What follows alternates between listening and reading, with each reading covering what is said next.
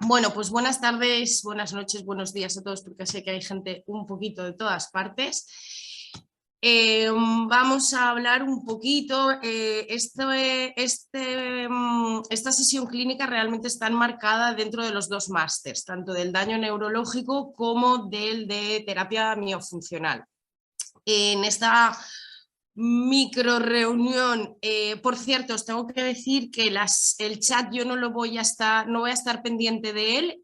Si tenéis alguna duda, o bien podéis levantar la mano y preguntar lo que necesitéis, o bien en el apartado de preguntas y respuestas.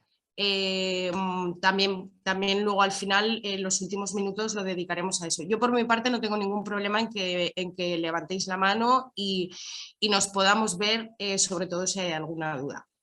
¿Vale? Entonces, tenemos un ratito corto para simplemente lanzar un poquito unas pinceladas enmarcadas, como ya hemos dicho, en el máster tanto de terapia mío como en el de neurologopedia clínica, en el que vamos a hablar un poquito de la disfagia versus deglución en niño neurológico. A ver, ahí. Para mí es muy importante que entendamos todos que no es lo que comes, sino cómo lo comes, ¿no? Es habitual entrar a consulta y niños que tienen algún trastorno de la deglución, ¿cómo come el niño? Muy bien, me come de todo, pero el cómo lo come es lo que a nosotros como logopedas realmente nos va a interesar, con lo cual siempre vamos a estar pendientes de cómo comen, cómo se alimentan nuestros niños. Como forma un poquito de englobar, vamos a ver qué es la deglución. Ya conocemos que hay una serie de definiciones diferentes en las que al final se trata de transportar una serie de alimentos desde la boca hasta el estómago. No podemos olvidar que alimentarse es una función vital y un proceso neuromuscular de alta complejidad, cuyo objetivo es obtener los nutrientes y la hidratación necesaria para el desempeño de la vida diaria. ¿Y por qué es una función neuromuscular de alta complejidad o tan compleja? Porque implica alimentarse por vía oral, implica de manera muy coordinada y precisa la coordinación de varios sistemas: el sistema respiratorio, el sistema deglutorio, el sistema digestivo, todo ello con un soporte del sistema musculoesquelético y craneofacial, con lo cual fijaros la cantidad de cositas que van a tener su relevancia ahí, por supuesto, sin olvidar el control por parte neurológico, que es la que va a coordinar todo esto. A nivel de fases de la deglución, yo creo que todos las tenemos bastante clara. Aunque hablemos de niños, la preparatoria es fundamental, la anticipación que hacemos de los alimentos, oliéndolos, viéndolos, tocándolos, probándolos, forma parte del proceso, con lo cual hay autores que no incluyen la preparatoria, yo considero que es fundamental, pero a nivel rápido, por repasar un poquito las fases, la fase oral, incluyendo la preparatoria, implica esa preparación que hacemos de anticipación hacia el alimento que vamos a elegir o que vamos a tomar, lo colocamos en boca, se activan una serie de válvulas que luego veremos exactamente en qué consisten esas válvulas. Vamos a preparar y a cohesionar el bolo para poder propulsarlo. Todo esto entraría dentro de la fase oral. A nivel faríngeo, esas válvulas se mantienen activas y van a ir moviéndose en función de la necesidad. Se produce un ascenso hioideo y laríngeo para cerrar la epiglotis, hay una contracción faríngea y en ese momento pasamos a la fase esofágica, donde se abre el esfínter esofágico, pasa el alimento al esófago, se produce una peristaltia, que entonces es la que va a terminar de llevar ese pedazo de alimento que hemos ido preparando hasta el estómago. También es importante que conozcamos como logopedas las etapas de la deglución. Todo el mundo más o menos conoce, mejor o peor, pero se conocen las fases de la deglución, pero también es importante conocer estas etapas, ¿no? En qué consiste, qué particularidades tiene la deglución infantil. Pues sabemos que los maxilares están más separados, deberíamos conocer la posición de la lengua apoyada en los rodetes alveolares, cómo el labio participa de una manera más activa en el proceso, cuál es el tamaño y cuál es el proceso de crecimiento de la mandíbula. Debemos de saber que la deglución infantil se considera desde el nacimiento hasta los 2 años seguro. Luego hay una serie de autores que hablan de etapas de transición desde los 2 y pico hasta los 4 o 5 años. Mientras que en la deglución adulta empezamos con o sin transición, empezamos en el momento en el que se inicia la dentición, a prepararnos para esa masticación y ese proceso de deglución adulto, en el cual pues, hay una serie de cambios en las dimensiones orales en relación con la lengua que ha ido creciendo, hay menos espacio, hay una serie de movimientos mucho más avanzados, el propio posicionamiento dentro de la boca de la lengua varía, se da un aprendizaje y una evolución en ese proceso a base de experiencias, a base de aprendizaje. Veremos qué pasa en el niño neurológico.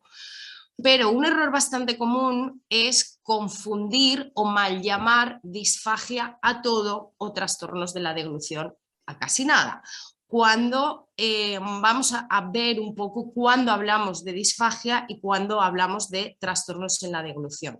A grosso modo, cuando hablamos de trastornos de la alimentación, pueden ser muchísimas más cosas y en función de qué tipo de trastorno de la alimentación sería o debería de ser un determinado profesional el que vaya a liderar la coordinación del equipo. Está claro que dentro de estos equipos deberíamos no solo participar los terapeutas, fisios, logos, terapeutas ocupacionales, sino tener la posibilidad mayor de coordinación con pues, neurólogos, neuropediatras, neonatólogos, digestivos, etc. Cuando se trabaja en hospital, pues esto puede fluir mejor o peor, pero cuando se trabaja fuera de un hospital, que todos vienen derivados de manera externa, pues esa coordinación suele ser más difícil. Pero ¿quién va a liderar qué y cuándo es un trastorno de un tipo o de otro?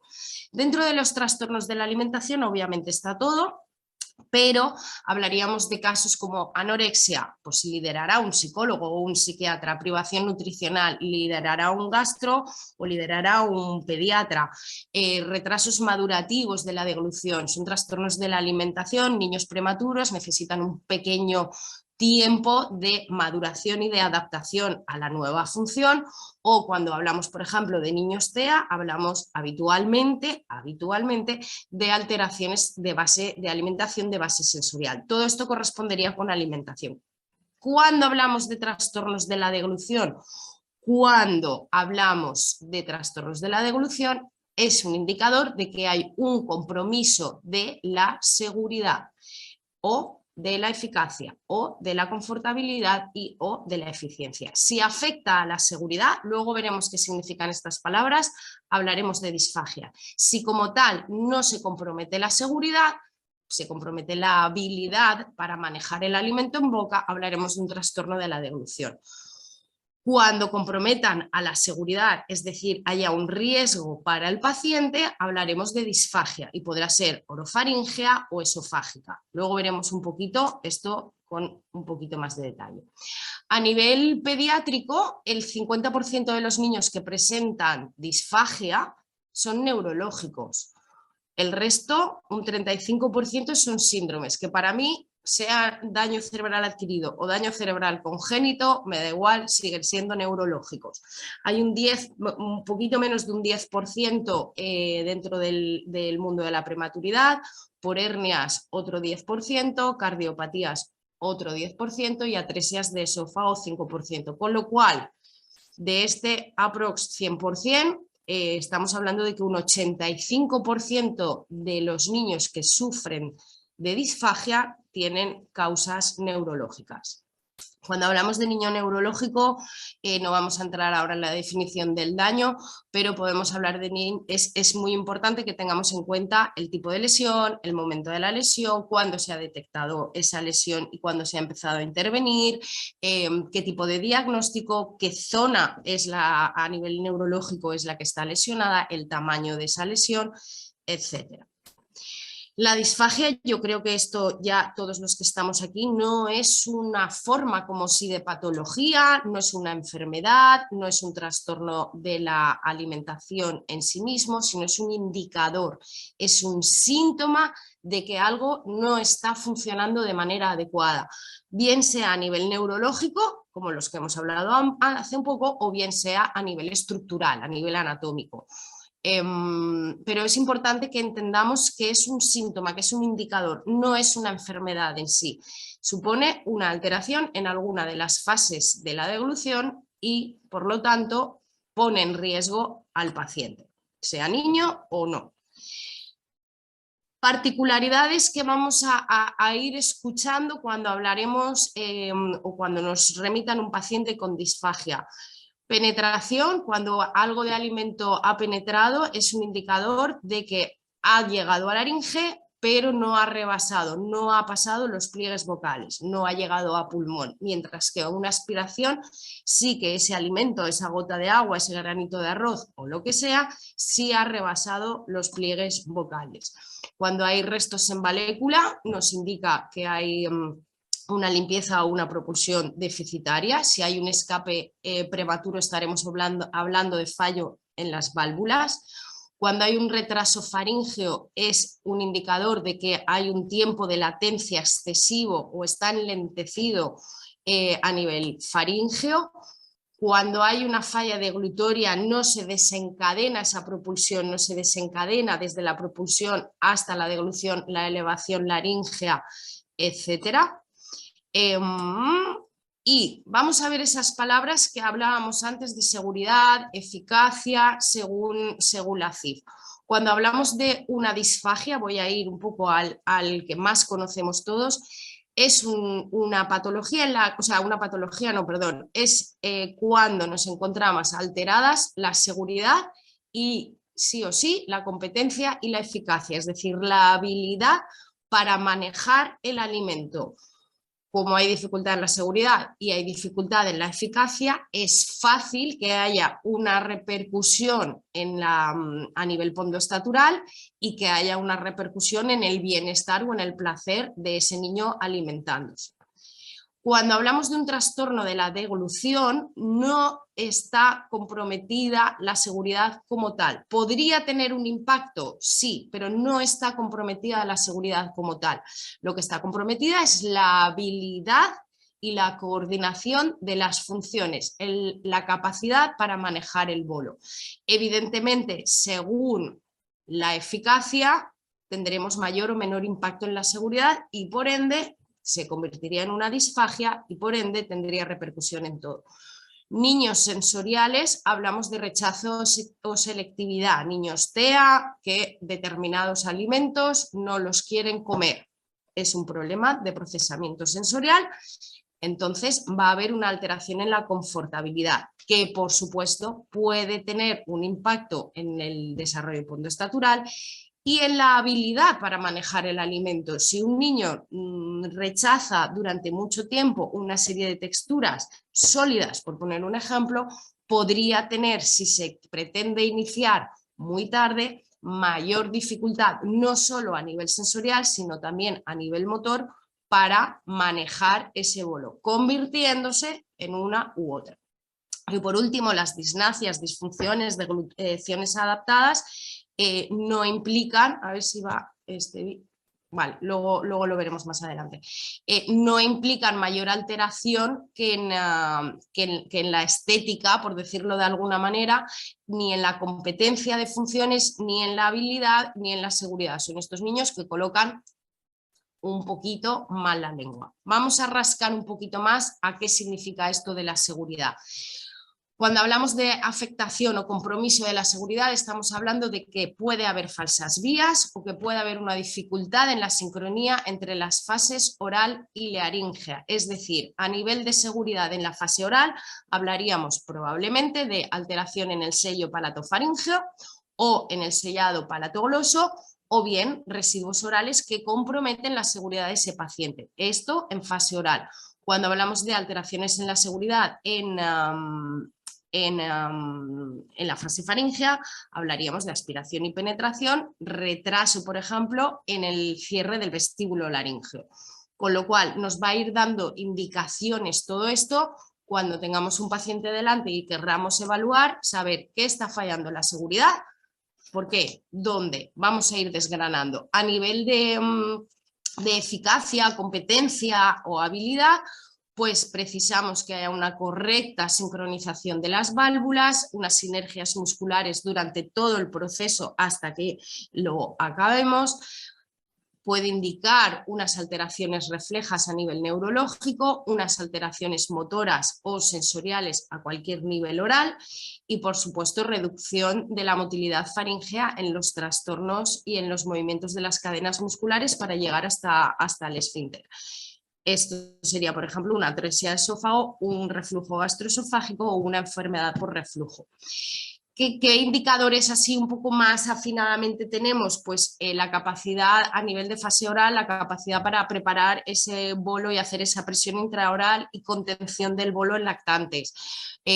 Para manejar el bolo en diferentes texturas, en diferentes viscosidades, en diferentes volúmenes, en niños un poquito más grandes, dificultad en la motilidad lingual por apraxia o por hipomotilidad, dificultad en el movimiento y tránsito oral, etc.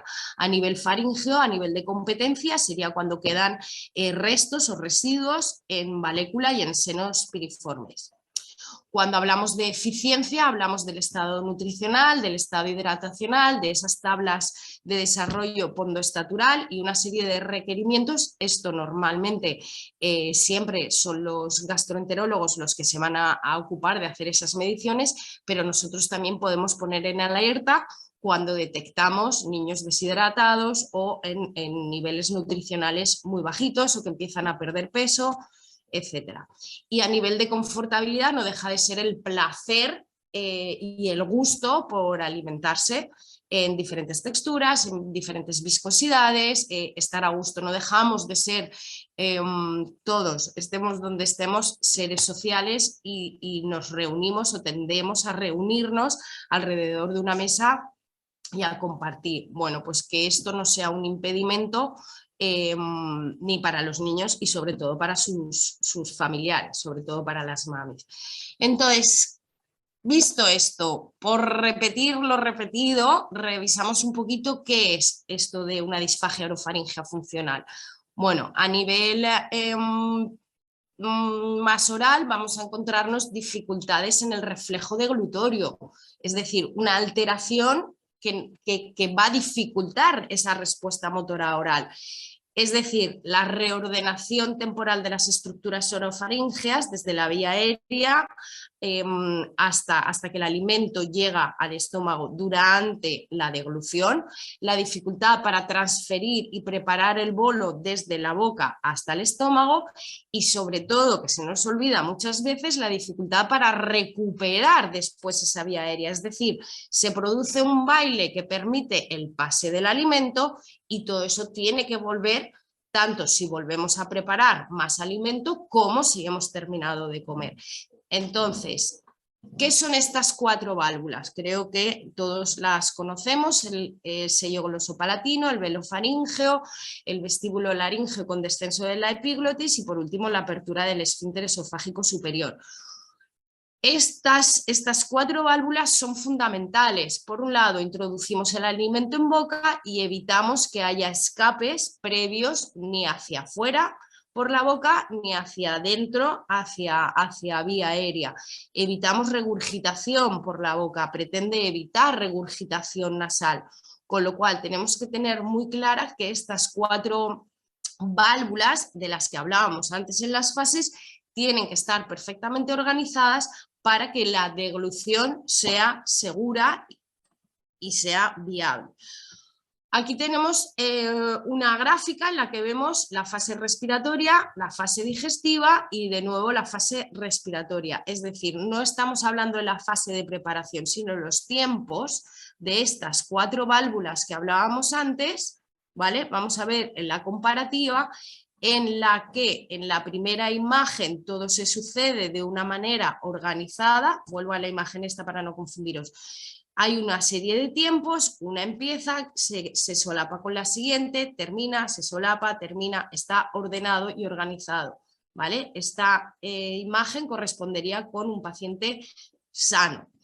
Mientras que en esta no solo observamos que está todo descompensado. Esta se inicia, la del esfínter se inicia demasiado pronto, la velofaringea se inicia demasiado tarde, con lo cual en el momento en el que va a haber una desorganización, aquí el paciente va a aspirar. ¿Vale? Aquí de hecho vemos estos dos puntos, el paciente es probable que aspire o penetre, según si es neurológico o no, según el reflejo de tos, podrá o no salvar esa entrada a vías aéreas. ¿Vale? A nivel de esfínter esofágico superior se produce una interrupción del tono vagal a nivel de musculatura cricofaríngea, lo que dificulta ese cierre, esa contracción que favorece el cierre y que impide que pase el alimento, pero a su vez va a gestionar una serie de tracciones a nivel muscular. ¿Vale? No sé si veis aquí, porque como ni me veo ni os veo, pero en el momento en el que una de las estructuras está alterada, se va a generar tensión en otra zona, con lo cual la coordinación se va a ver dificultada. Todo esto es lo que tenemos que aprender a detectar, a ver qué es lo que está fallando para poder intervenir de manera adecuada y para poder dar solución a nuestro pacientito. ¿Vale? Aquí vemos cómo hay una alteración, hay una falsa, o sea, una errónea tracción a nivel ioidea, lo que permite que pase el alimento y dificulta que el esfínter esofágico superior se mueva y se active como debería de hacerlo de la manera adecuada. Pero ¿qué pasa si tenemos disfagia? Evidentemente hay una serie de indicadores que nos van alertando de aquí hay cositas que no está bien, vamos desnutriéndonos, vamos deshidratándonos, puede aparecer reflujo, puede aparecer cambios de color, dificultades respiratorias, disfonías, voces alteradas, sistemas inmunológicos mucho más bajitos de lo que corresponde, fiebres, disneas, etcétera, etcétera.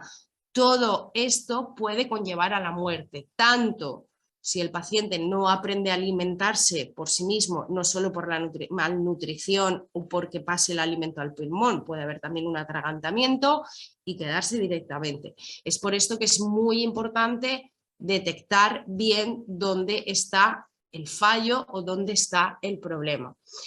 ¿Qué diferencia hay entre una disfagia orofaríngea y una esofágica?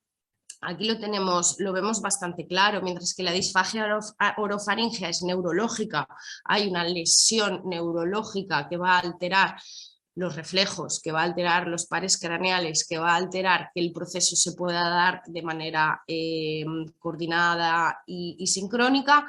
A nivel de disfagia esofágica no suele, puede haber algo añadido, pero no hay patología neurológica.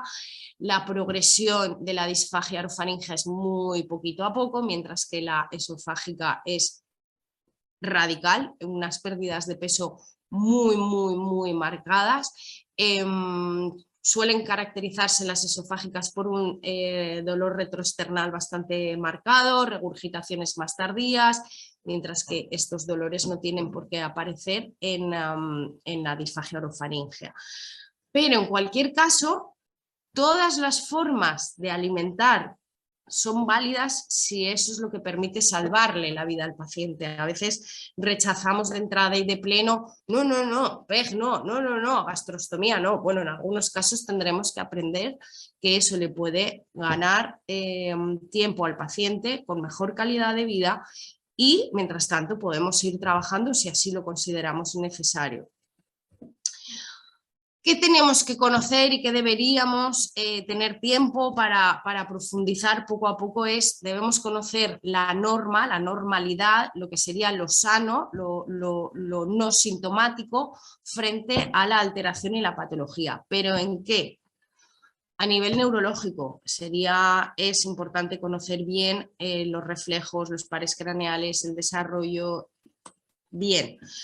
a nivel gestacional, a nivel del proceso de alimentación y del sistema estomatognático como tal, a nivel anatómico, flojeamos un poco los logopedas, a nivel motor, todo lo que implica movimiento como es comer, y a nivel sensorial, todo lo que implica las sensaciones a nivel oral y a nivel fundamentalmente perceptivo, propioceptivo, táctil, visual, olfativo, luego veremos pequeñas pinceladas.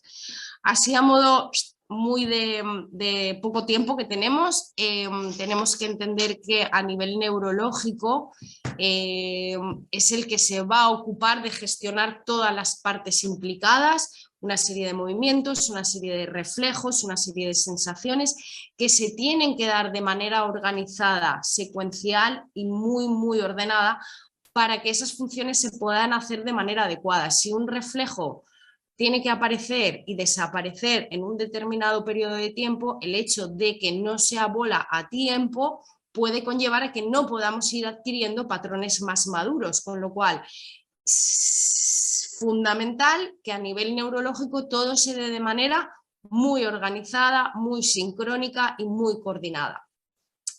Las estructuras que forman parte del proceso deglutorio, pues se ha visto que no es solo la corteza cerebral como se pensaba hasta hace poco, sino que la implicación que tienen muchas más partes, como los pares craneales, el bulbo raquídeo, la corteza, el sistema cerebeloso, etcétera, son mucho más de las que conocíamos.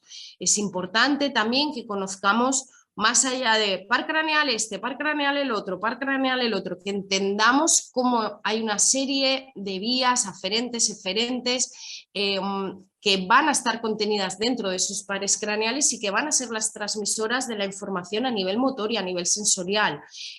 Sin todo esto, si no lo entendemos y no conocemos cómo funcionan, nos puede costar mucho detectar qué es lo que está fallando, ¿no? Si conozco bien las estructuras y conozco bien esas vías, me va a permitir entender qué es lo que está pasando con mi paciente. Los pares craneales ya los conocéis, sabéis los que están implicados en la deglución, pero vamos a ver si sabemos leerlos, por decirlo de alguna manera.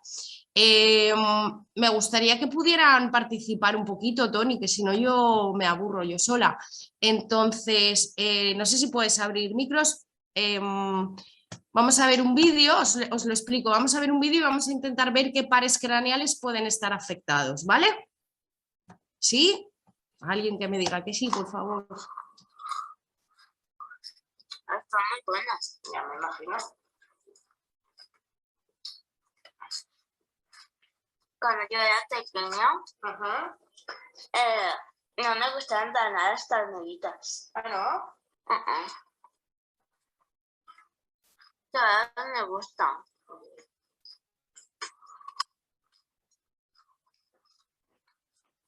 No me falla, por favor. Un poquito más y ya, ¿vale? Y así te las comes también. Vale. Si hay alguien ahí y quiere contar un poco qué ha visto, qué no ha visto, qué pares craneales podrían estar afectados. Solo tiene que levantar la mano y yo le doy paso.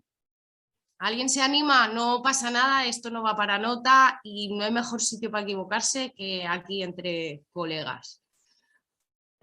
Bueno, pues como nadie dice nada, voy a seguir. Aquí os pongo un poco, ¿vale? ¿Cómo hago yo para ver en esta niña? Vale, he observado que hay dificultad en el movimiento de la cara, dificultad en bueno, es un síndrome de Moebius, es decir, hay una parálisis facial bilateral. Lo que nos indica parálisis facial, hay una serie de nervios que van a estar completamente paralizados, como el movimiento mandibular, el movimiento de los buccinadores, todo lo que implica la expresión facial. El resto funciona perfectamente. Con lo cual, ¿qué dificultades tiene? Pues en la lengua funciona bien, pero no hay sellado labial, con lo cual tiene que simular un falso sellado labial, lo hace con la lengua. Hay dificultad a nivel de buccinadores para que el alimento que queda en vestíbulos sea recogido. Ella misma ha aprendido a recolocar. A nivel sensorial, está en principio todo bien. Este tipo de procesamiento es el que tenemos que intentar hacer cuando tenemos un paciente. No sabernos los pares craneales así, sino que verlos en el paciente. Vamos a verlo en un caso, yo creo, todavía más fácil.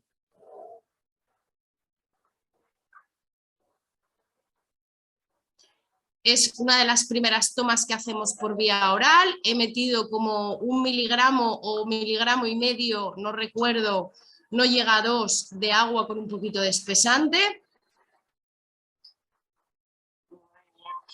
Y estamos haciendo una serie de movimientos. Vale, como nadie va a decir nada, voy a seguir. Aquí lo que está fallando es la activación de esa propulsión, de ese disparo deglutorio. Es decir, con 1,5 miligramos precisa de casi 20 movimientos de lengua para poder activar ese disparo. Con lo cual, movimientos de la lengua en retrusión en dirección al paladar blando. Los movimientos están. Movimiento del paladar blando en dirección a la lengua. Esto está fallando. Elevación palatal, constricción de la está fallando. Este es el procesamiento que deberíamos intentar hacer para poder detectar bien qué es lo que está fallando en cada caso. De esta manera, nuestro trabajo va a ser muchísimo más eficaz. A nivel de desarrollo, ¿qué tenemos que conocer, entender y aprender? Que los niños no son adultos en chiquitito, que los niños no se trabajan igual que un adulto, no por el tono de voz, no por la motivación y no por si juego más o juego menos, sino por las adquisiciones y las habilidades previas. En neonatos y en lactantes, yo cuando trabajo con ellos no hablo de rehabilitación, lo que estoy haciendo es habilitar, programar algo que no está, no hay una experiencia previa, mientras que en un adulto que sufre un ictus ya tiene X años previos de aprendizaje en muchas cosas. En este caso hablaríamos de la alimentación, con lo cual esa huella neurológica ya está creada. En los niños con los que trabajamos no hay una huella neurológica creada. Si es un niño que se alimenta a base de triturado, muy bien, pero lo que le cuesta es mucho el sólido, no hay una base ni una huella neurológica previa a nivel de masticación. Es por esto que es muy importante que entendamos que si generamos una huella mal generada, tenemos que ser responsables con esto. A nivel de desarrollo, debemos conocer los arcos embrionarios, deberíamos arcos faríngeos o braquiales, perdón, no embrionarios. Este es el desarrollo de nuestra cara. Esto es lo que pasa en esas semanas de gestación. La gestación va bastante rápido. Fijaros que 28, 32, 40, 42 días, 52 días, es que esto va muy rápido. Si se produce una lesión, ya sea neurológica o anatómica, en cualquiera de estos momentos, debemos de ser conocedores. Y esto es experiencia previa a su vez. Es decir, vamos a ver, ¿vale? Esto es un poco cómo se va conformando nuestra carita. Aquí nos están sacando la lengua de buena manera. El feto va haciendo una serie de aprendizajes, va adquiriendo una serie de experiencias, por lo que es fundamental conocer cuando viene la mamá, hacerle en esa recogida de datos preguntas sobre el periodo gestacional también, porque a lo largo de este periodo no es lo mismo un feto o un bebé nacido con 25 semanas de gestación que tendrá una serie de aprendizajes hechos frente a uno con 40 semanas de gestación que tendrá ya unas experiencias y unos aprendizajes muchísimo mayores. Vamos a ver una deglución intraútero. Sería más bien dentro de la bolsa.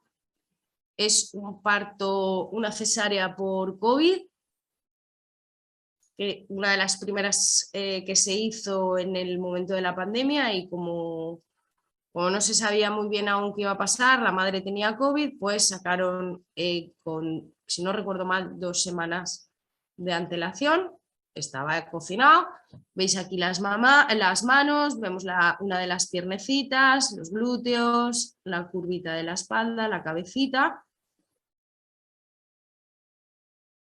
y vamos a ver, aquí está la carita, vamos a ver una deglución intrauterina que ya nos está dando muchas pistas de que, bueno, aparentemente este niño tiene una serie de aprendizajes ya hechos, con lo cual, solo con esto ya podríamos anticipar que neurológicamente hablando no tiene por qué haber lesión.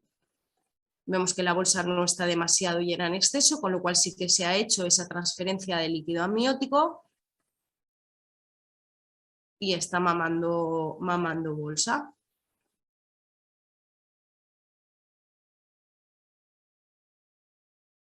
Sin entrar en el respeto a la madre y a su hijo, pero y ahí vamos. ¿Qué otras cositas deberemos conocer y profundizar? Las funciones, tanto, bueno, sobre todo las motrices reflejas son las que a nosotros nos van a interesar.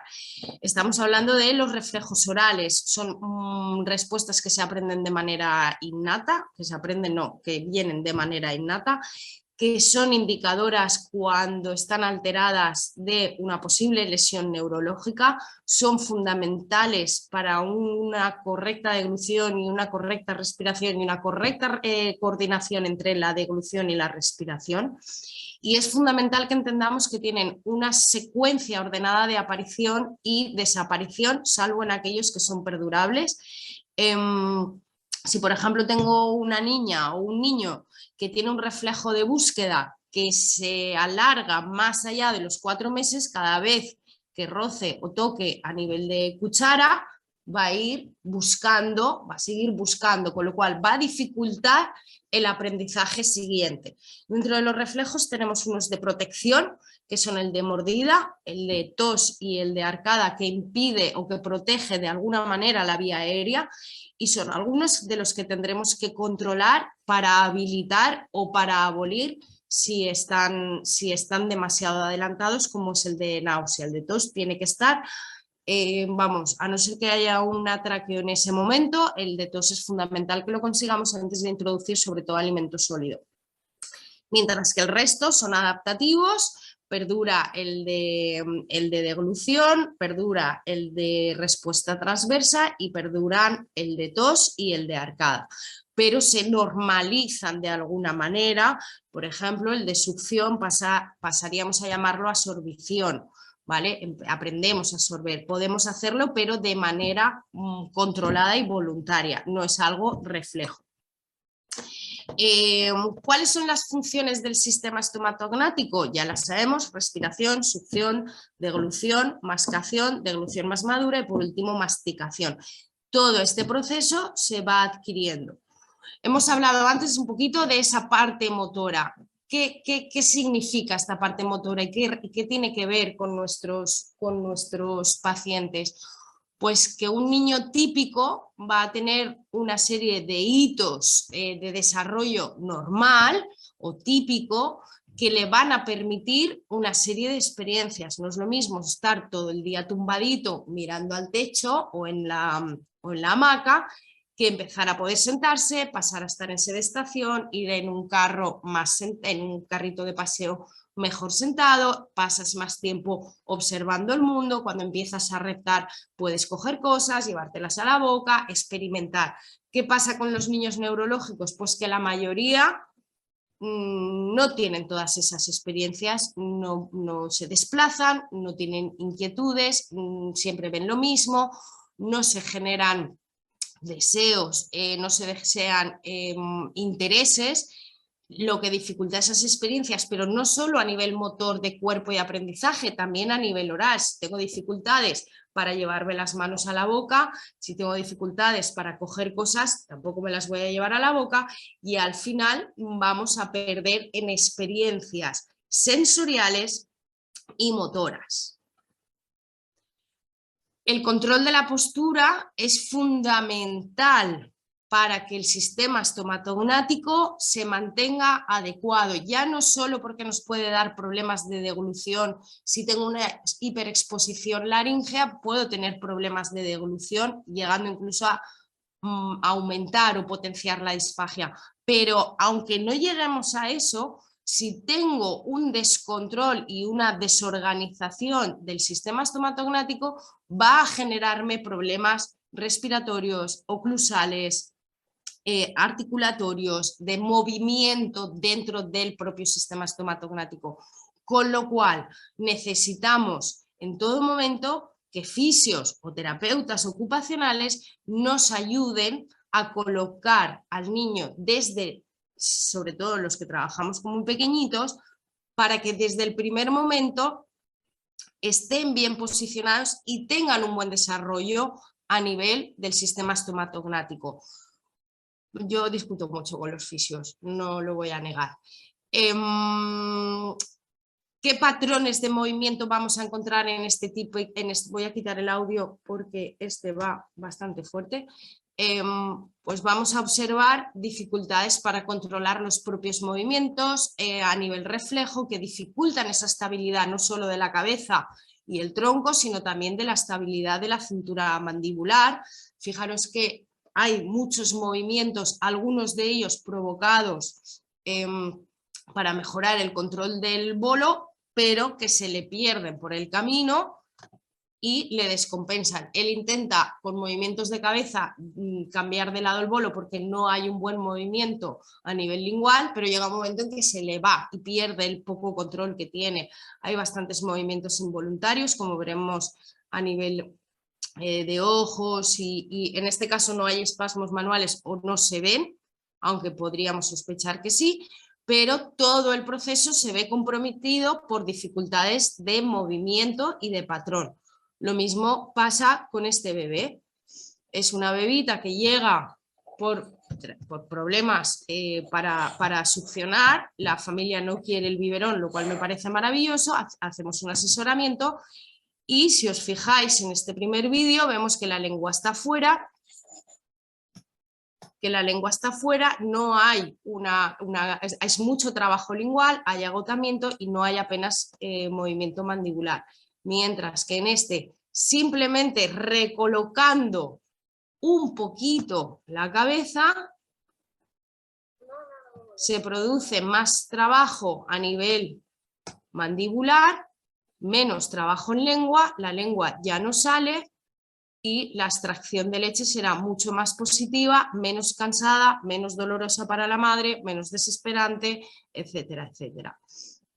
Cuando los niños están en una hiperexposición laríngea, aparte de que dificulta el control y el patrón respiratorio en niños muy chiquitillos, favorece también una serie de movimientos. Fijaros a nivel de ATM, como esa mandíbula está moviéndose, esa lengua no para. En el momento en el que se la recoloca a nivel postural, es verdad que parece que toque ahí, pero realmente lo que estoy haciendo es hacer el giro, ¿vale? Y recolocamos. Entonces, si esta niña pasa a estar en una posición sentada de forma constante, correcta, tendrá menos hábitos de estar con una serie de movimientos de lengua y ATM. A nivel sensorial, sabemos que tenemos una serie de sentidos. Normalmente no conocíamos o hasta hace relativamente poco habían algunos sentidos que bueno, no les prestábamos importancia. Todo esto empieza con EIRES en el 2006, está enfocado más bien a paciente TEA, a niño TEA, en el que se habla de este sistema sensorial, de la necesidad que tenemos de recibir una serie de informaciones y experiencias para que luego el cerebro pueda tomarlas como referencia, ejecutar una acción, organizarse, dar una respuesta y tomar una serie de informaciones para cuando vuelva a suceder una situación similar poder tener esta como referencia para ir generando un aprendizaje. Pero ¿qué pasa con estos niños perdón, que hemos dicho que están carentes de experiencias? Pues que no tienen esa dieta sensorial, con lo cual es fundamental que conozcamos y les aportemos toda esa experiencia sensorial, no solo a nivel de movimiento vestibular y demás, sino que también a nivel oral, forma parte de su aprendizaje. Dentro de las dificultades sensoriales encontraremos dificultades tanto en la modulación como en la discriminación.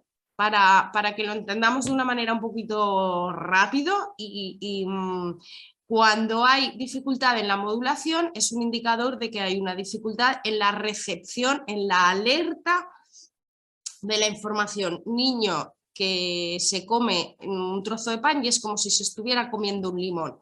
Excesiva información por parte de ese alimento dentro de su boca. O el niño con mi sobrino, que es un poquito hipotónico y tú le das un limón y lo chupa y como si estuviera yo comiendo pan, mientras que todos se les pone la cara de mil maneras. Ahí recibe información en escasez, es decir, apenas recibe información. Es un niño que necesita cosas potentes para disfrutarlas y percibirlas mejor.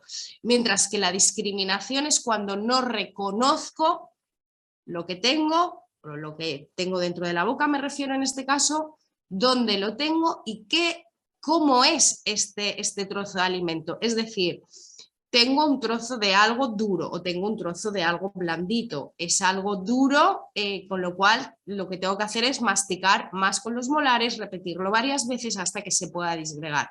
Y lo tengo por esta zona de la boca. Son niños que se quedan restos y no se dan cuenta, no son conscientes, no discriminan, no reconocen lo que tienen dentro de la boca o en cualquier sistema, pero como estamos hablando de alimentación. Entonces, en los niños con daño cerebral nos encontramos con niños que tienen problemas de ingresos, muchas CPAPs, deprivación de la... Voy a pasar la diapositiva porque la vomitona una vez tiene gracia. 5, no.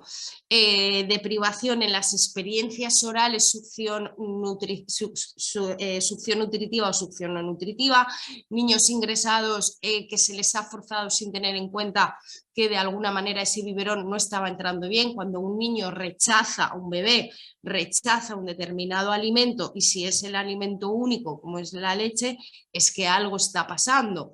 No podemos seguir insistiendo sin hacer una buena valoración y esto pasa mucho. Con lo cual, niños que han tenido muy malas experiencias orales, niños con deprivaciones tanto en experiencias orales como en succión nutritiva y no nutritiva, niños con ventiladores, niños con tráqueo, generan dificultades a nivel sensorial, niños de onco, etc. A nivel de sistema estomatognático debemos conocer lo fundamental, porque aparte de que es el sistema que nos va a permitir que ese procesamiento del alimento sea bueno, sea correcto y sea adecuado, vamos a observar que la función va a tener relación en el crecimiento y el crecimiento va a tener relación con la función. Es decir, yo necesito que la función esté funcionando de manera segura y de manera eficaz, no solo por la propia función, sino porque eso va a marcar el desarrollo del resto de la estructura orofacial. Pero esa estructura, a su vez, va a marcar que la función se pueda hacer con seguridad y con eficacia. Con lo cual, tenemos que tener muy claras cuáles son las relaciones de los sistemas estomatognático y craneofacial, la importancia que tiene o que puede tener en el crecimiento y en la expresión fenotípico, y sobre todo que el tercio medio y el inferior de la cara son las que más van a cambiar en función de cómo adquiramos desde el nacimiento estos patrones de alimentación y de respiración. Dentro de la anatomía es mucho lo que tenemos que estudiar, es mucho lo que tenemos que tener claro. Todo esto evidentemente se ve en los másteres, pero es fundamental que conozcamos esto bien para poder hacer una buena intervención. Ya lo hemos dicho varias veces, la respiración y la deglución son funciones primarias del sistema estomatognático, además de vitales, y es importante entender que entre sí todas tienen que estar bien organizadas y bien coordinadas. A nivel de, vamos bien de tiempo, sí, a nivel de evaluación, evidentemente, si no conocemos bien el desarrollo, los sistemas, el sistema digestivo, el sistema neurológico, el sistema craneofacial, el sistema estomatognático, motor, sensorial, difícilmente vamos a poder hacer una evaluación. Tenemos una serie de protocolos, tenemos una serie de baterías, tenemos una serie de pruebas, unas nos gustarán más, otras nos gustarán menos, unas serán más adecuadas, pero en cualquier caso, por mucho que pasemos una o varios protocolos, si no tenemos claro lo que está fallando, difícilmente vamos a poder hacer una buena evaluación. Por tanto, es fundamental hacer una rehabilitación basada en el análisis clínico. Para mí es lógico clínico, porque si entiendo cuál es el proceso y conozco las estructuras implicadas, es mucho de lógica, de razonamiento lógico clínico. Tenemos que conocer bien el desarrollo de la devolución típico, la patología de base de nuestro paciente, la anatomofisiología de nuestro paciente y de la devolución, saber analizar, saber observar lo que estoy viendo más allá de hacer rayitas en un documento. Siempre vamos a buscar la funcionalidad para poder darle más peso. O sea, vamos a buscar la funcionalidad por la propia función en sí y porque en los últimos años, en base a la teoría de Moss, pues cada vez se está buscando más ese funcionalismo por ese crecimiento estructural, es decir, preservo la funcionalidad, preservo la estructura. Si no preservo la funcionalidad, no preservo la estructura. Si no preservo la estructura, no preservo la funcionalidad. Con lo cual, es fundamental que tengamos en cuenta todos los criterios, todas las estructuras, toda la historia y todos los datos que nuestro paciente nos está aportando, tanto con informes como con preguntas y análisis y observación de ingesta. Además, Logemann marcó como 3 criterios para poder intervenir.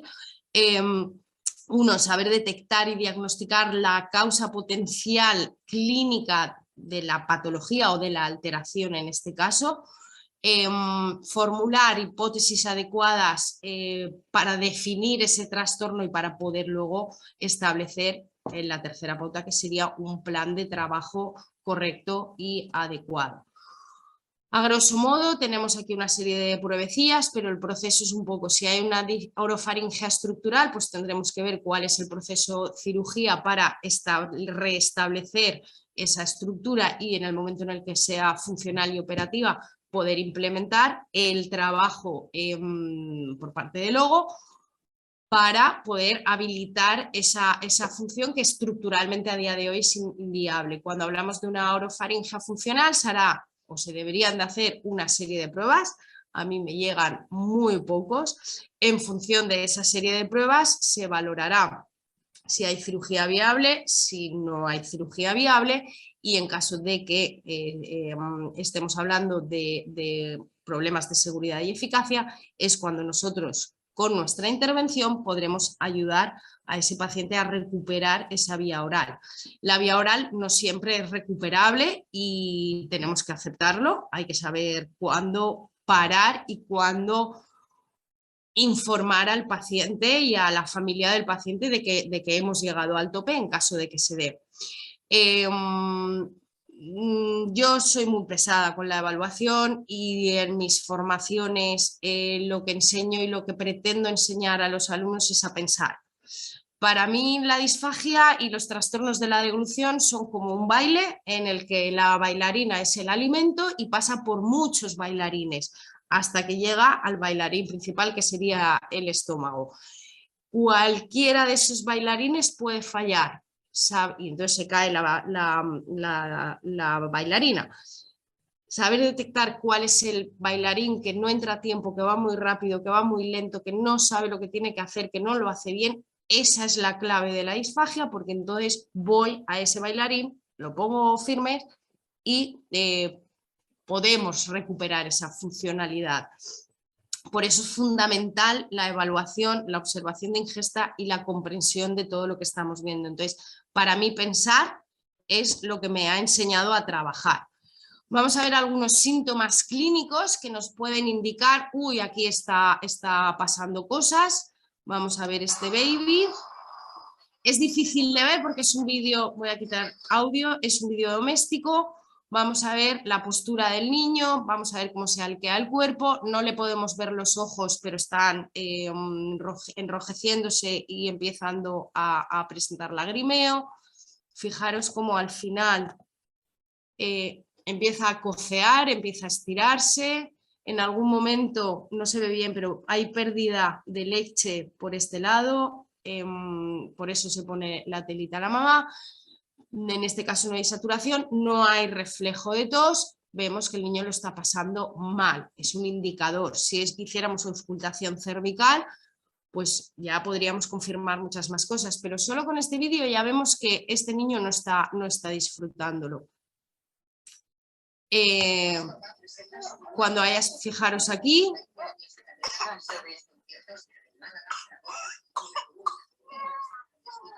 este niño llegó porque el niño no quería comer. Esto llevaba un poquito tiempo introduciendo la cuchara, fue introducir la cuchara y el niño dejó de querer comer, se atragantaba, es verdad que había un buen reflejo de tos, es un niño prematuro, se atragantaba y penetraba cada 2 por 3 el triturado hasta que llegó un momento en que dijo no quiero comer más. Fijaros en el hombro de la mamá como está lleno de... Fijaros en los ojos, están abiertos. Bueno, pues esto pasa una vez, no pasa nada, pero cuando pasa cada semana, cada día, varias veces al día, nos encontramos con un niño que va a rechazar fácilmente lo que está comiendo. ¿Qué cositas vamos a ver? Muchos movimientos en boca, necesidad de varios tragos, tragos fragmentados, crisis de apneas, toses, ojos rojos, expectoración por bien por boca o bien por fosa nasal de alimentos. Si vemos un poquito más, vemos dificultades en el movimiento laríngeo, podría incluso desaturar en alguna de las ocasiones. A nivel de líquidos,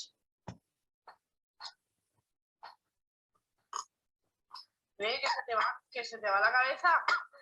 Que se te va la cabeza. Bueno, aquí lo estábamos provocando un poco porque esa es la manera en la que bebía con su madre, porque tiraba la cabeza hacia adelante, el vaso era muy grande, una mierda de vaso. Entonces le aprovechamos para grabarlo, pero aquí estábamos explicándole a la madre por qué tosía. Y luego cuando estaba bien colocado veíamos que eso no se producía. Lo mismo.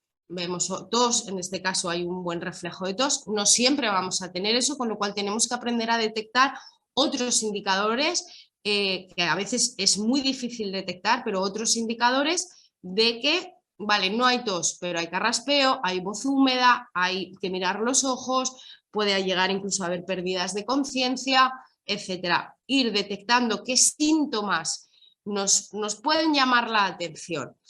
A nivel de trastorno de la deglución, que podría generar problemas de disfagia, es una niña que no sabe manejar el sólido y lleva 1 año y medio trabajando el sólido con alguien. ¿Qué es lo que está haciendo? Chupar, pero claro, la galleta es fácil.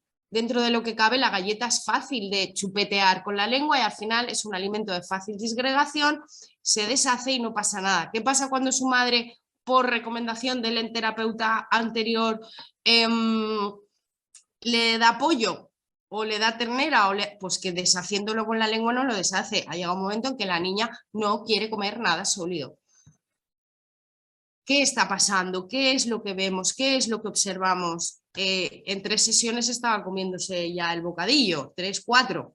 Simplemente no sabía masticar. Le enseñamos a masticar y vamos, yo quedé como la reina. Le ha curado la disfagia. 1, no tenía disfagia, tenía un trastornito chiquitito de la deglución. Y 2, lo único que le enseñaba es a manejar, activar el movimiento contralateral y a manejarlo. No tiene más misterio, pero fuimos al grano de la cuestión. A nivel de intervención, nuestros objetivos, por supuestísimo, van a ser en trastornos de la deglución, mejorar la postura orofacial para mejorar la vida del sistema estomatognático. Siempre es importante, es el niño en el que marca todo el trabajo. El número de veces que vamos a probar bueno, hasta cierto punto, pero cuando funcionan bien, cuando no son niños conductuales, cuando no hablamos de problemas de conducta, es el niño siempre el que marca un trozo, 5, 5, 2, 2, 3 repeticiones, 3 repeticiones. ¿Cuántas veces me dejas entrar en boca? Las que sean necesarias, pero las que él me marque, para no generar defensividad oral. Vamos a ayudar en el cole, vamos a explicar cuáles son las dificultades, vamos a preparar la musculatura no solo para que cubra la función, para que lo haga bien, para que el crecimiento sea el adecuado y para evitar alteraciones estructurales. Es importante, sobre todo en bebés, que tengamos en cuenta su estado de irritabilidad, cuál es su momento, cuáles son sus mejores horas. Vamos a ofrecer dieta sensorial a través del día a día de la familia. No podemos engañar ni a los padres ni a los niños, pero eso yo a veces lo hago. Va, una más y ya, y después de esa una más y ya hay 3 más. Vamos a intentar que esto no pase, ni meterles comida a escondidas, ni no, vamos a intentar ser honestos, te voy a dar un trozo de lo que sea. Y por supuesto ser honestos, tener mucho cuidado porque cuando dejamos nuestra huella, si lo estamos haciendo mal, luego vienen otros a deshacer, y esto es muy difícil, os lo digo por experiencia, deshacer lo que se ha hecho mal es muy complicado y este es nuestro objetivo. Este es un niño neurológico, es un nivel 5 con un nivel de afectación muy severo, pero yo no puedo dejar que esto se nos vaya, se nos vaya, se nos vaya. Estos son muy poquitos meses de diferencia. Yo quiero esto. No puedo permitir que esto se dé, porque si dejo que esto se nos vaya a nivel de orofacial, vamos a tener bocas horribles. Y sí, estamos hablando de estética, pero ellos tienen derecho a tener su estética lo mejor controlada posible. Si mantenemos un crecimiento de la ATM y del sistema adecuado, vamos a disminuir en riesgos de sialorrea. Y con lo cual siempre están mojados, más moco, más secreciones, más constipados.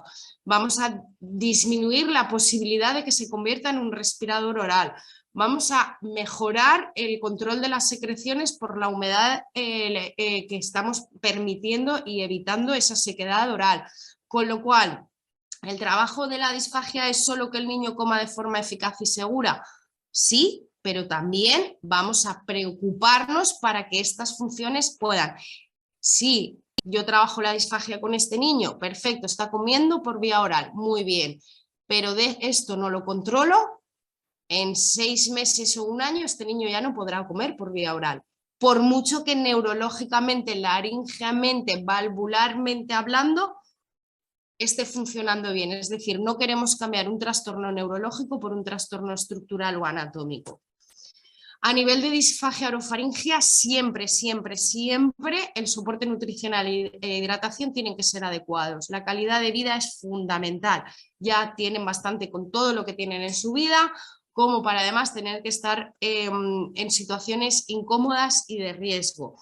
Buscamos evitar riesgo de infecciones por mala gestión de las secreciones. Buscamos experiencias orales positivas. Buscamos que el niño esté a gusto. Evitar o disminuir la defensividad oral. Siempre que sepamos, podamos y nos lleguen a tiempo, vamos a empezar, yo empezaría y creo que deberíamos empezar siempre el día 0 de vida, desde el niño que nace, desde el momento en el que se detecta que hay alguna cosita que no va bien, es cuando deberíamos entrar, pero bueno, llegará el día.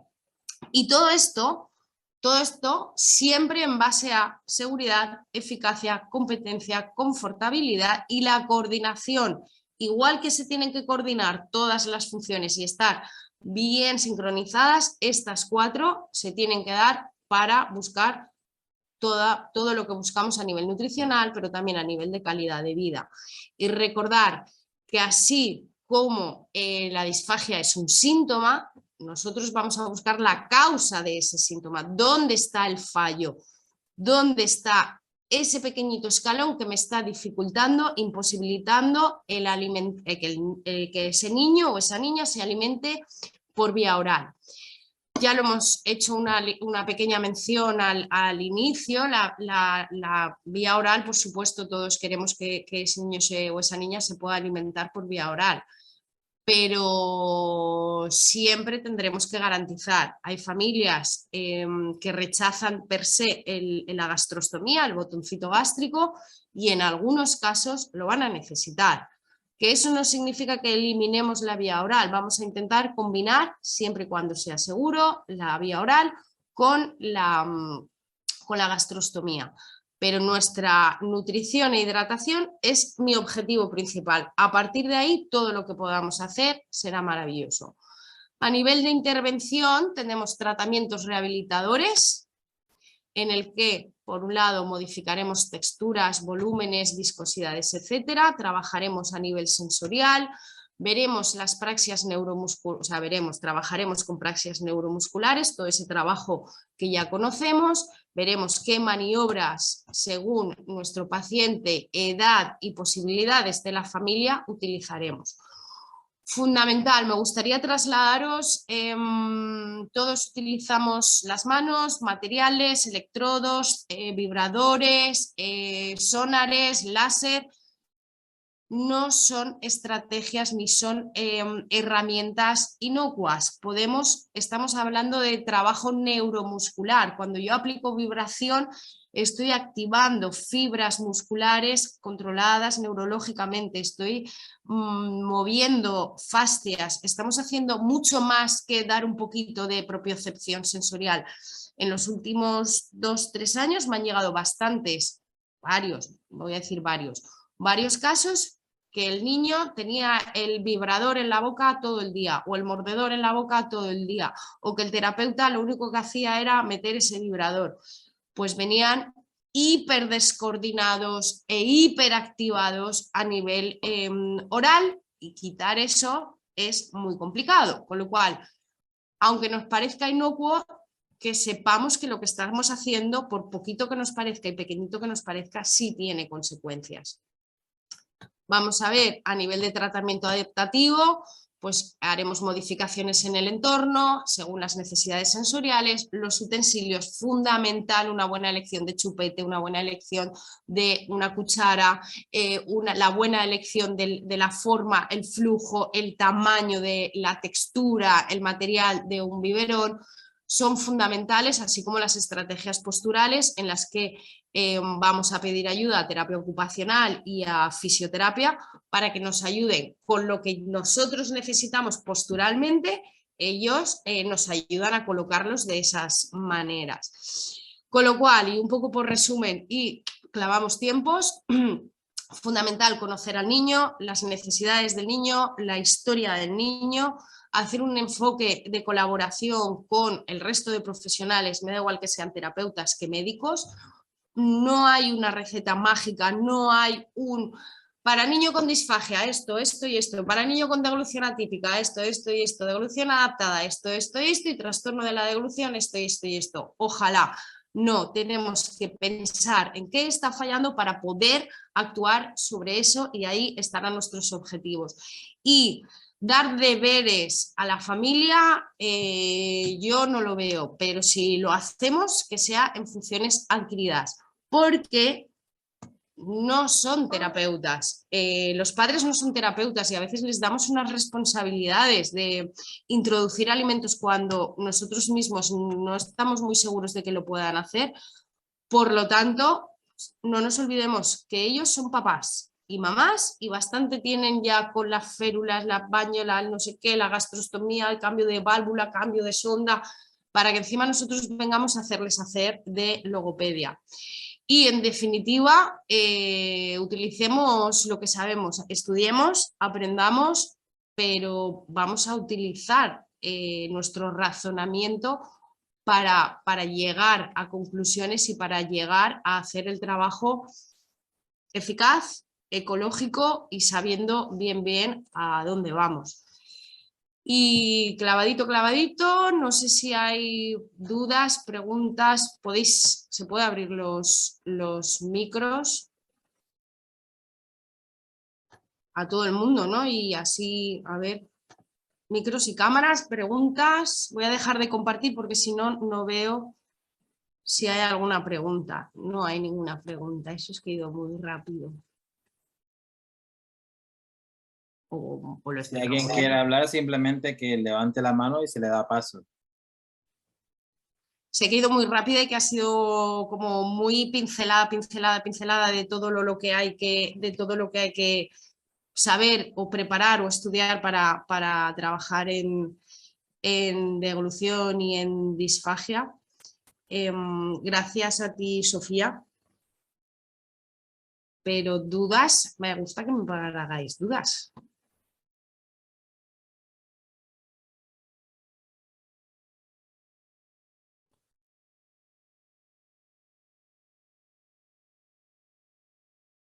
A ver, ¿alguien ha levantado la mano? Tony. Hola, Marta. Hola.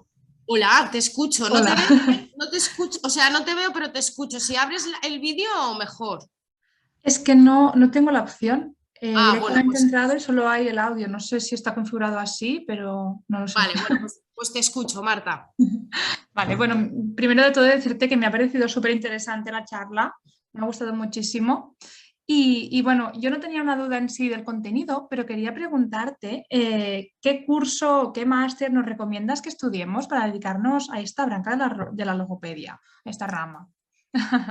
A ver, depende un poco también de dónde seáis. Por lo de Branca entiendo que eres catalana. Sí, perdón. En Barcelona tenéis el máster del EPL. Sí. Barcelona también tenéis el máster de terapia miofuncional. Pero, ¿cuál es el problema? Que ninguno de los dos son específicos de pediatría, es decir, se van a ver abordajes de diferentes patologías y de diferentes edades, lo cual también ceñirse única y no sé si hablabas solo de pequeñajos o de evolución y terapia miofuncional. Para mí la ventaja de los másteres de terapia miofuncional, por ejemplo, creo que el de ISEP no es por nada, pero el de Valencia este año, lo coordino yo, ha pegado un pequeño petardazo en el sentido de que han entrado profesores nuevos, profesores muy potentes, muy expertos en lo que vienen a contarnos, Jaime Paniagua, Ricardo dos Santos y así alguno que otro más los que ya a Cristina Peris, más los que ya teníamos. ¿Cuál es la ventaja de esto? Que aunque tú no vayas a hacer, me lo invento, fisura labiopalatina, tener los conocimientos de todo lo que implica la parte motora te va a dar unas destrezas para ver y analizar en paciente neurológico o en paciente X o en paciente Y que creo que pueden ser muy potentes. Yo haría uno de hecho yo hice el de terapia miofuncional de ISEP hace ya unos cuantos años, pero específico de pediatría y neonatología de daño, desde luego no hay, o en disfagia no hay nada, y lo poquitísimo que hay no te lo recomiendo. Vale. Entonces, ¿nos recomiendas más hacer terapia miofuncional que uno de disfagia, por ejemplo? Hombre, si quieres disfagia sí o sí, evidentemente uno de disfagia vas a hacer un abordaje mucho más completo de todas las previos, de todas las estructuras, de la parte motora, la parte sensorial, todo eso lo vas a ver en mayor profundidad. Si quieres ver cosas más de alimentación o temas de todo lo que implica lo motor, entonces terapia miofuncional.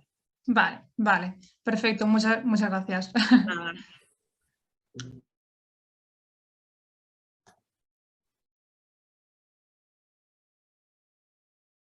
¿Alguna cosilla más? ¿Hasta cuándo usar los dispositivos?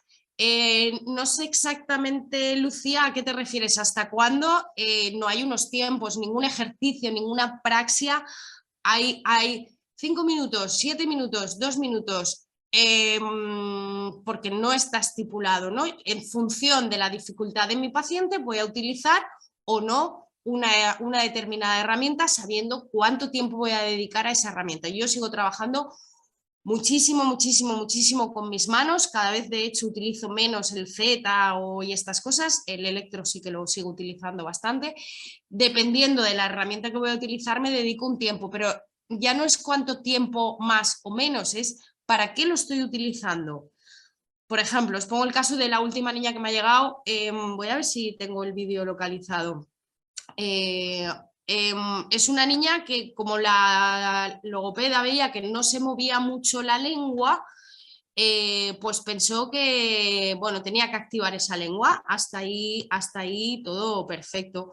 ¿Qué es lo que pasa? Que la niña rechazaba los alimentos. Como rechazaba los alimentos, pues se plantea, voy a rechazar, o sea, si rechaza es que hay dificultad sensorial, voy a meter el Z para que no rechace.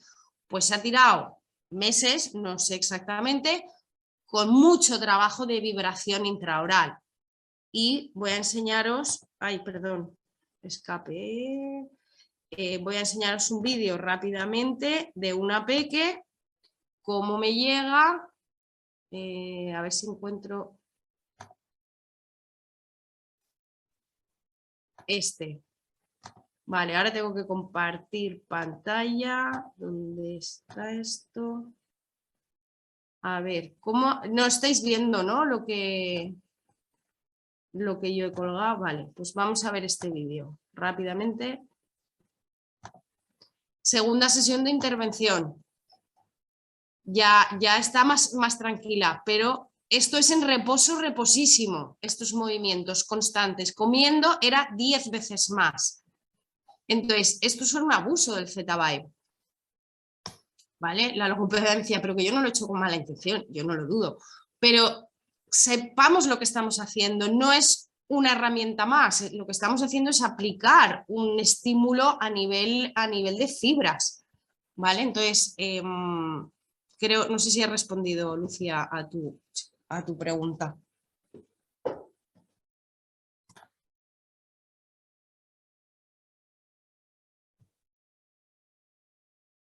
Más cosillas. ¿Hay alguien ahí? ¿Hay alguien ahí? Ahora, en serio. ¿Tony? ¿Sí? Ah, vale, como nadie decía nada, yo digo, no hay nadie, me he quedado yo sola. Estoy esperando que levanten la mano.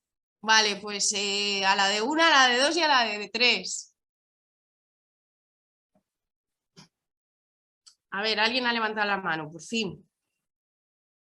¿Le das a Patricia voz? Sí, que active el micrófono. Patricia, activa el micrófono, porfa. Hola. Ahora sí, ahora sí. Hola, vale. Buenas. Pues mira, yo primero y para empezar, muchísimas gracias por la pedazo de charla que nos has dado, es un montón de información. Bueno, yo estoy en tercero de logopedia, estoy en Valencia. Ajá. Y me ha parecido interesantísimo y una cantidad inmensa de cosas que tengo que aprender.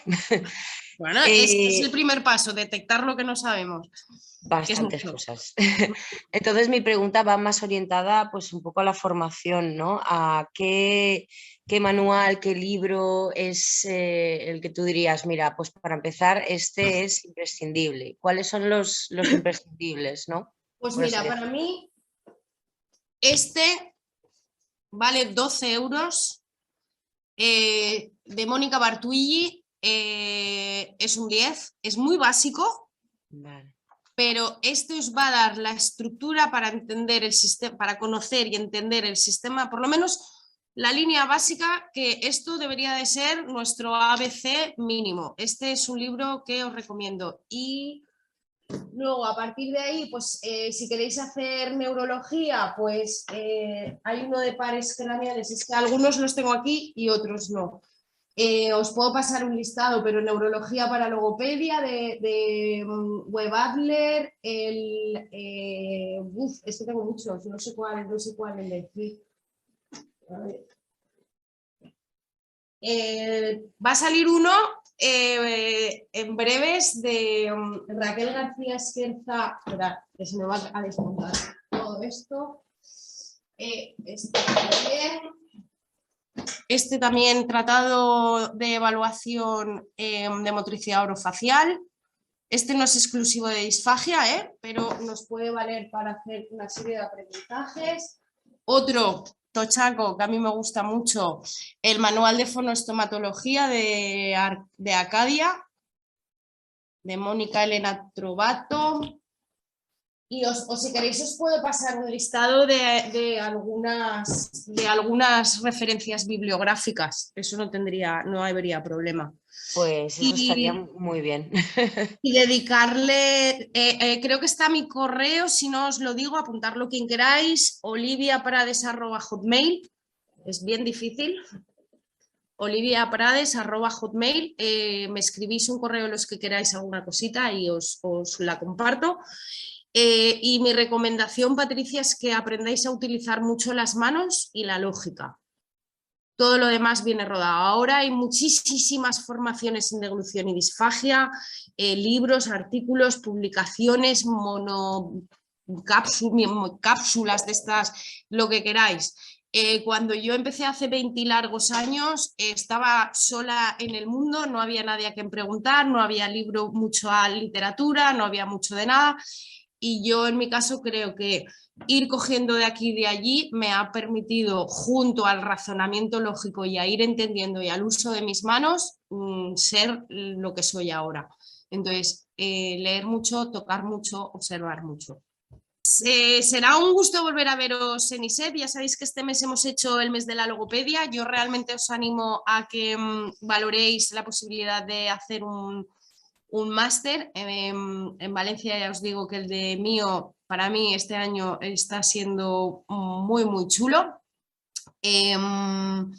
Y cualquier cosa que necesitéis, pues tenéis mi correo, usadlo con consideración y moderación. Y oye, que yo voy a Cartagena, Colombia, si queréis, Mónica, a haceros una formación cuando queráis. Nada, gracias a vosotros por estar ahí, ha sido muy poquito rato el que teníamos y una serie de pinceladas para que entendáis un poco cómo lo hacemos o cómo lo hago, y podéis consultarme cuando necesitéis. Así que gracias. A Brasil también podría ir a daros una formación. Y nada, pues si os parece y no hay más dudas, lo dejamos aquí. Y ya está. ¿Quieres estar al día de todo lo que ocurre en ISEP? Síguenos en las redes sociales y no te pierdas nada. Actualidad, entrevistas con expertos, masterclasses, sesiones clínicas, vida estudiantil, eventos y mucho más. Podrás encontrarnos en Facebook, Twitter, LinkedIn, Instagram y YouTube. Además, ahora podrás convertirte en el protagonista de nuestros perfiles sociales. ¿Cómo? Muy sencillo. Cuéntanos cómo está siendo tu experiencia en ISEP, muéstranos cómo es tu día a día o comparte las fotos de tus mejores momentos. Acuérdate de etiquetarnos o de usar el hashtag #experienciaISEP. Así podremos compartir el contenido con el resto. Recuerda, juntos hacemos ISEP.